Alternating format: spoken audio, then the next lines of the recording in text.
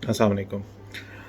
आज हम बात करेंगे कि पेस मेकर के बाद की एहतियात या आईसीडी या सीआरटी के बाद की एहतियात क्या होती है, क्योंकि बहुत से लोग मुझसे ये पूछते हैं प्रोसीजर के बाद, क्योंकि उनको सुनी सुनाई कोई इन्फॉर्मेशन होती है जो कि मेरे ख़्याल में अक्सर में सच नहीं है। तो इसीलिए उस एहतियात के ऊपर बात करनी चाहिए और उससे किस तरह से परहेज़ किया जा सकता है ताकि आपकी ज़िंदगी एक खुशगवार गुजरे और उसके अंदर आपको कोई महसूस ना हो मसला मसाइल।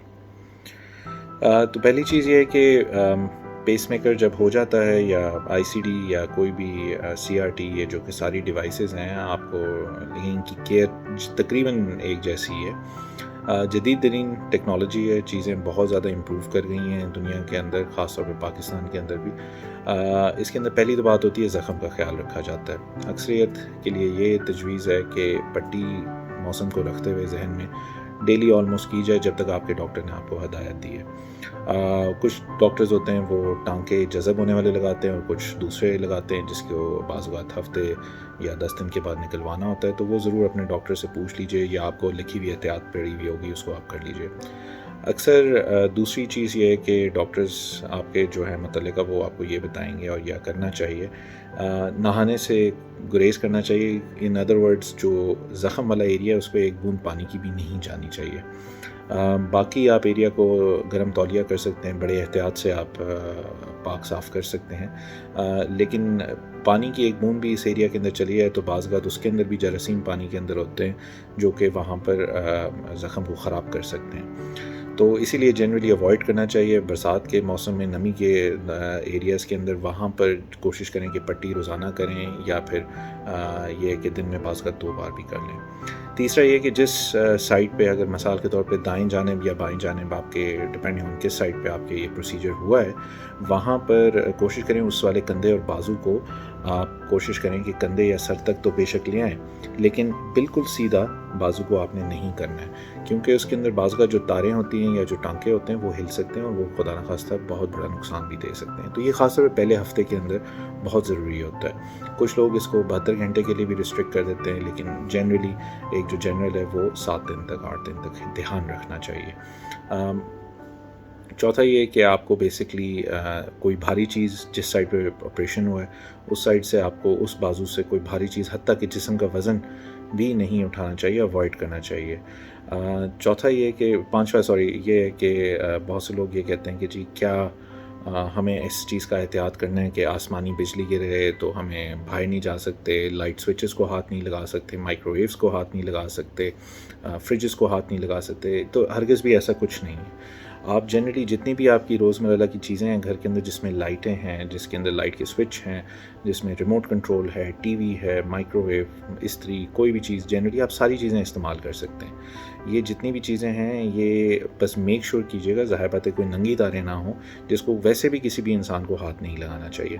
आसमानी बिजली गिरे तो जनरली वैसे ही ऑब्वियसली किसी को भी बाहर जाने से अवॉइड करना चाहिए, लेकिन जितना किसी आम बंदे को रिस्क है तो आपको भी उतना रिस्क है कि कोई मतलब ऐसा कोई ज़्यादा रिस्क नहीं है कि कोई नुकसान हो जाएगा। इसके अलावा ये है कि जनरली आप मोबाइल फ़ोन भी इस्तेमाल कर सकते हैं। कुछ मोबाइल फ़ोन्स हैं मसलन, मैं नाम नहीं ले सकता, लेकिन फिर भी कि जो आपको जनरली अवॉइड करने चाहिए कि बहुत नज़दीक अपने डिवाइस के रखें। देखें, ये इंजीनियरिंग की हुई चीज़ें, इंसान की बनाई हुई हैं, ऑल्दो ये होती बहुत ज़बरदस्त और जदीद हैं, लेकिन एहतियात फिर भी ज़रूरी होती है। तो कोशिश करें, अगर आपको बेसिकली आपके लेफ़्ट साइड के ऊपर वो डिवाइस डली हुई है तो आप अपने दूसरे कान से सुन लें, लेकिन आप बेशक सुन सकते हैं। कोशिश करें जो आगे वाली पॉकेट है, जिस साइड पे अगर आपका हुआ है प्रोसीजर, तो उस साइड पे, वहाँ पर पॉकेट के अंदर मोबाइल कोशिश करें अवॉइड करें। Security systems, security gate systems हैं जो कि आजकल शॉप्स वगैरह में, मॉल्स वगैरह के अंदर, एयरपोर्ट्स के ऊपर लगे हुए हैं। जनरली आपके पास वहाँ पर आपके पास कोई ना कोई डॉक्यूमेंट आपको डॉक्टर देगा। बाज़ औक़ात एक कार्ड होता है, बाज़ औक़ात एक प्रोसीजर शीट होती है, प्रिस्क्रिप्शन होती है। तो कोशिश तो करें कि वहाँ पर जो आपके सिक्योरिटी हैं वहाँ पर उनसे रिक्वेस्ट कर दें, ख़ास तौर पे एयरपोर्ट्स पे, कि जी आपको हैंड सर्च कर दिया जाए। लेकिन फिर भी अगर ज़रूरत पड़ती है तो आप वहाँ से गुज़र सकते हैं। कोशिश करें कि सिक्योरिटी गेट के ऊपर ज़्यादा देर रुकें नहीं। कुछ सिक्योरिटी गेट्स होते हैं जहाँ पर रिक्वायरमेंट होती है रुकने की, तो इसीलिए वहाँ पर सिक्योरिटी पर्सनल को बता दें कि आपको ये कोई इम्प्लांटेबल डिवाइस, मसलन पेस मेकर, आईसीडी या सीआरटी डली हुई है, तो हेल्थ की वजह से आप हैंड सर्च कर लें, या फिर वो एक वॉन्ड होती है, वॉन्ड के ज़रिए सर्च कर लें।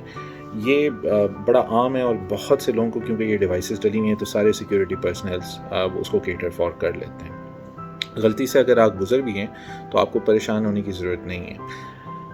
اگر آپ کو البتہ یہ محسوس ہوتا ہے آپ بہت دیر کے لیے کہیں پر ایک سیکیورٹی میگنیٹک فیلڈ کے اندر رکے رہیں، خواہ کوئی سا بھی آپ کو ڈیوائس چلی ہوئی ہو، تو اگر آپ کا ڈاکٹر آپ کے نزدیک ہے تو اس سے ایک دفعہ ضرور رجوع کر لیں تاکہ وہ ایک دفعہ ڈیوائس کو چیک کر لیں۔ اس کے علاوہ یہ ہوتا ہے کہ بہت سے بہت سے پیشنٹس یہ پوچھتے ہیں کہ جی کیا ہم ایم آر آئی کروا سکتے ہیں، کہ ایم آر آئی نہیں کروا سکتے، کس حصے کا کروا سکتے ہیں، کتنے عرصے بعد کروا سکتے ہیں۔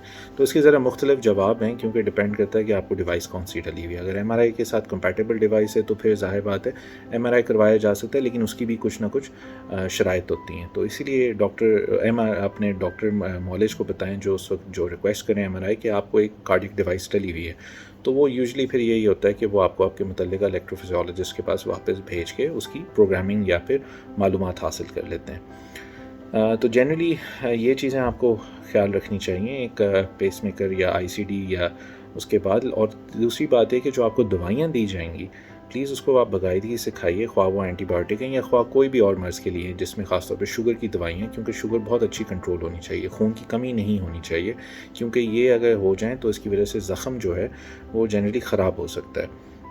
باقی یوزلی اگر کچھ ڈاکٹرز ہوتے ہیں تو وہ انہوں نے آپ کو ہفتے بعد یا 10 دن بعد بلایا ہوتا ہے اپنے پیسنگ کلینک کے اندر یا ڈیوائس کلینک میں، تو ضرور ان اپوائنٹمنٹس کو اٹینڈ کیجیے، اور بعد میں بھی فالو اپ ضرور رکھیے، کیونکہ اس کی وجہ یہی ہوتی ہے کہ بعض وقت پیشنٹ سمجھتے ہیں کوئی مسئلہ نہیں ہے۔ اس کی مثال میں اپنے مریضوں کو ہمیشہ سے اس طرح سے دیتا ہوں، ایک گاڑی کی مثال ہے۔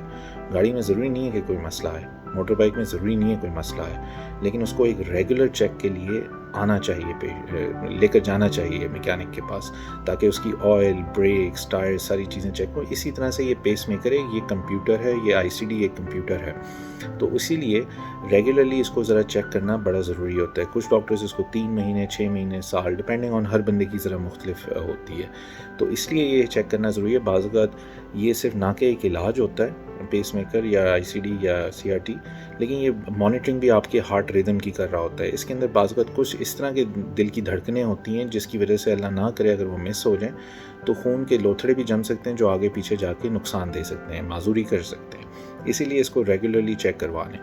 باقی اگر ظاہر بات ہے آپ کو کوئی علامات پہلے ہو رہی ہیں، مثلا چکر، سانس پھول رہا ہے، بے ہوشی ہو رہی ہے، جھٹکے پڑ رہے ہیں کوئی ڈیوائس سے، یا آپ کو محسوس ہوتا ہے کہ زخم خراب ہو رہا ہے، تو فوری طور پہ آپ نے پھر انتظار نہیں کرنا، آپ نے فوری طور پہ اپنے متعلقہ اسپیشلسٹ سے مل لینا ہے۔